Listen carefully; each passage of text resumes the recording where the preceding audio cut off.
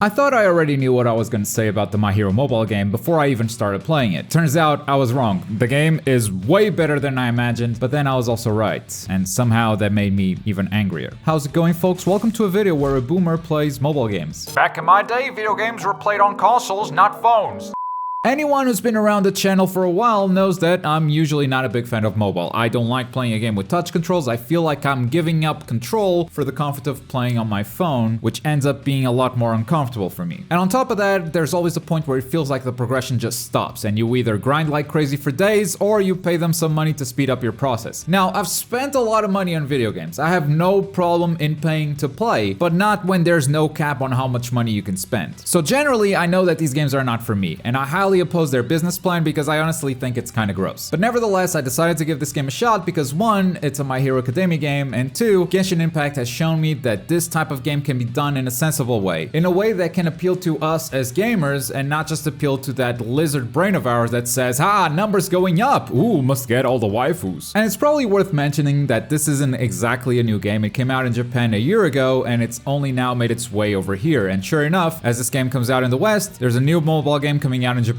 too. So I guess you know what to look forward to next year. Oh boy, was this an adventure. First, I needed to clear up a bunch of space on my phone for the app to even launch. And then, as soon as I launched the game, it immediately asked me to lower the graphics. And 1 hour of playtime meant 60% of my battery life was just gone, which was a very nice way of telling me that my phone is old. This is a Samsung Galaxy S7, which, you know, it's not a new phone, but I didn't feel like it was an old phone until I downloaded this. So playing this on my phone was a no-go. So I switched to my tablet, which is a lot more powerful. It has a bigger battery life, better storage, and I thought that would solve the issue. The thing is, this is too big for me to hit some of the buttons the game asked me to hit. The game asks you to hold your phone or tablet sideways, almost like a controller, with a stick on the left and the buttons on the right, like many other mobile games do, but sometimes the buttons are too close to the middle and my hand just doesn't reach on the tablet. And that's when I just gave up and played it on PC with BlueStacks. I'm not new to mobile games, but I'm new to content creation on mobile games, and if I had to do it all over again today, I would probably just start with BlueStacks, because it's an app on your PC and it just uses your desktop's power. I'm glad I played a few hours with touch controls though, because it gave me an idea of how the game is supposed to control and feel, but man, using mouse and keyboard immediately makes the whole thing so much better for me. Not to mention, max graphics, 60 FPS, yeah.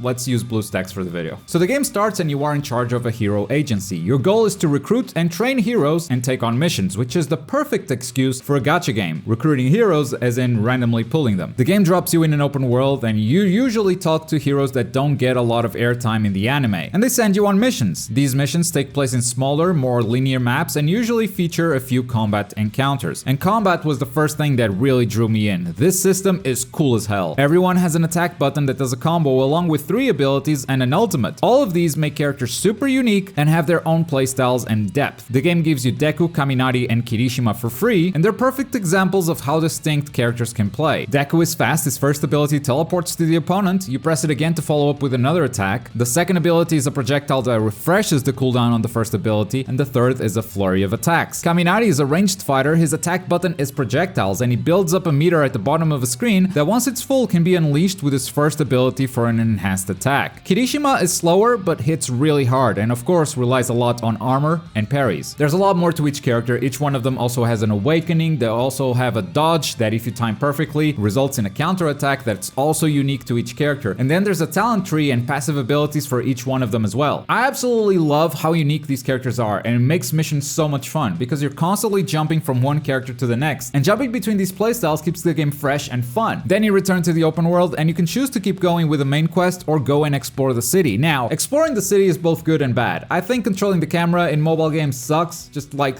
tapping and dragging. It's not great. And the geography of this city can also be weird. There are gaps that you should definitely be able to go through, but there are just gigantic invisible walls. But it's okay for a mobile game, which is a phrase that I hate, by the way. For a mobile game, it's alright. We should have higher standards. In fact, you know what? No. Genshin Impact is also a mobile game, and it doesn't have any of this bullshit. It's not okay. Make your games better. That said, this world has its fair share of side missions and activities like collectibles or exploration missions that don't even pop up on your map. You gotta find them yourself. There's incentive to explore for sure, and I also love the intention given to each side mission. Some of them are super intricate with their own storylines, featuring heroes that never got to see that much screen time in the anime, like Backdraft. You even play as him for a short time in one of these side missions. They're not mindless filler, they're good content. And you know what? Sometimes I wish this kind of attention was given to anime console games. This is way better than any of the missions that I played in that One Punch Man game. They keep it fresh too. Sometimes it's combat missions, sometimes it's a high-speed chase with quick time events, others you have to find something in the world when someone hands you a picture, or simply help an old man pick up his fruit, or answer a quiz. The content in this game keeps blowing my mind every time I play it. All Might pops up once in a while and introduces you to a new menu or a new game mode, and this is still happening to me 1 week into the game, which is something that I can appreciate because there's so much to do, but also the tutorial is so long. And it's not just long because there are a lot of game modes, it's also long because there are way too many systems. It's got a ton of game modes, both single player and multiplayer, which is good, but then it's got a ton of currencies that go into a bunch of RPG systems that you have to worry about and level up so your character stays strong enough for these missions. Even by mobile game standards, this is too much. There are way too many currencies, tickets, points, so many different types that it's impossible to keep track of it all. And then the game rewards you with these different types of currencies every time you complete a daily challenge, get an achievement, every time your guild levels up or your characters level up, that it feels like every time you do a mission you spend 10 minutes in menus just redeeming all of this. And it may feel like the game is giving you a lot of resources for free, when in fact these are pennies. The game isn't giving you $100 every time you click a menu, it's giving you a penny on each mission. The time spent on menus just navigating to get the rewards that you've earned is way too much because this whole system could have been way simpler. There's absolutely no need for it to be this complex. And the reason why it is so is just so players don't actually know what they're getting, which makes them feel more inclined to just pay for the stuff when they want it. And this is where the mobile gacha aspect of this starts to ruin what's been a really good game so far. This game has a few things that are really disgusting, like incredibly predatory. As I mentioned, All Might is your tutorial guy. He tells you tap here to proceed to the next mission, tap here to level up your characters, tap here to spend talent points, level up skills, increase character resonance, tap here to equip gear, tap here to upgrade your gear. You see the systems I was just talking about? Was there a need for all of this? No. Tap here for this new game mode, tap here to get your rewards from achievements, and then at some point, without even changing the tone, freaking All Might, the #1 hero, says tap here to buy the battle pass.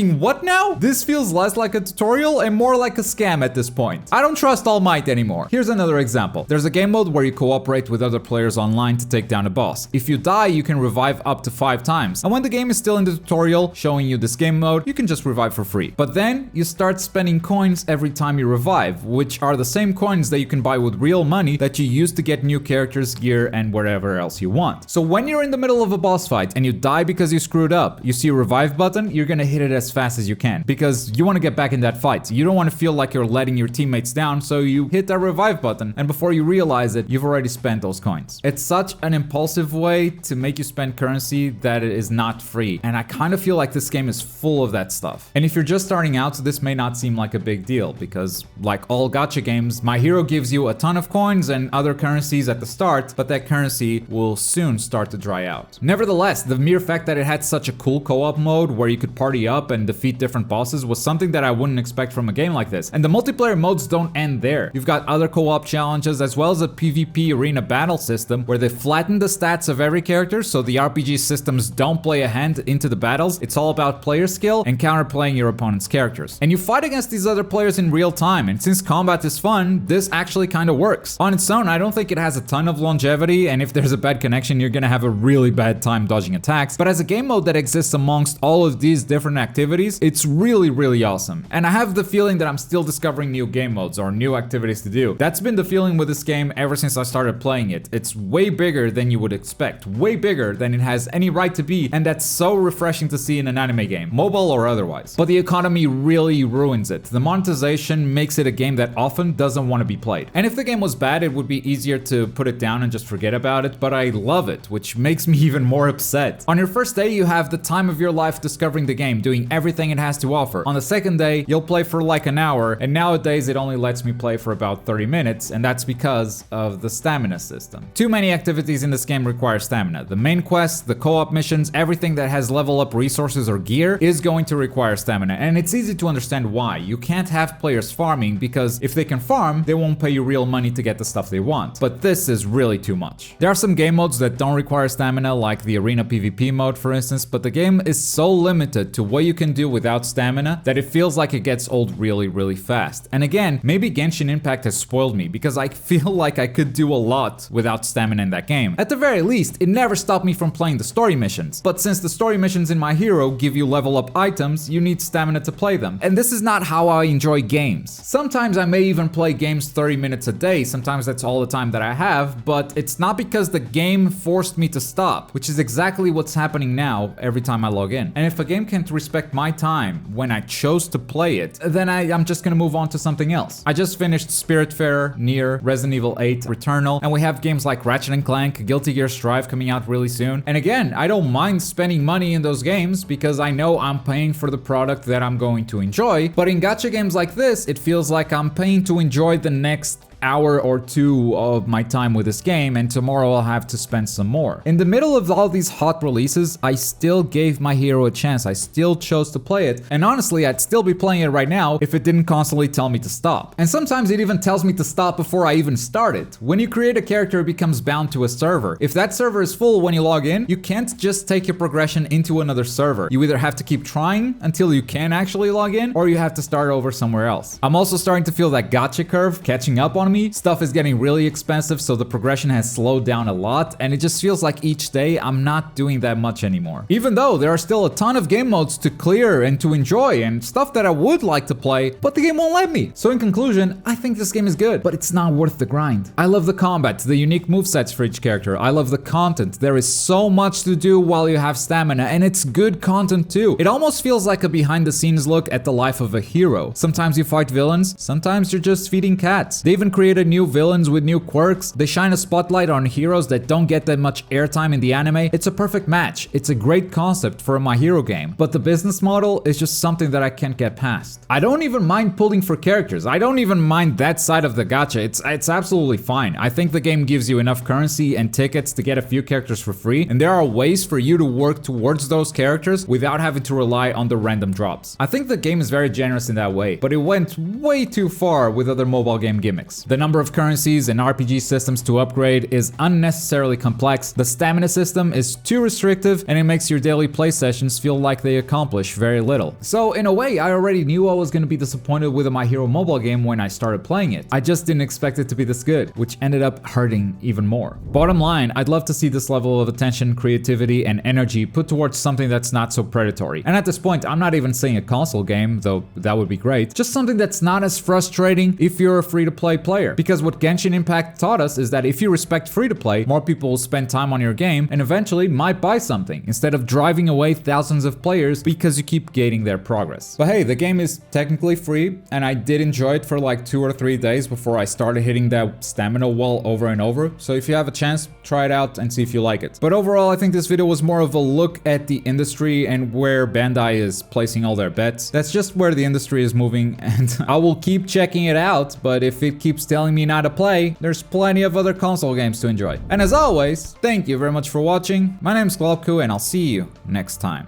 Bye.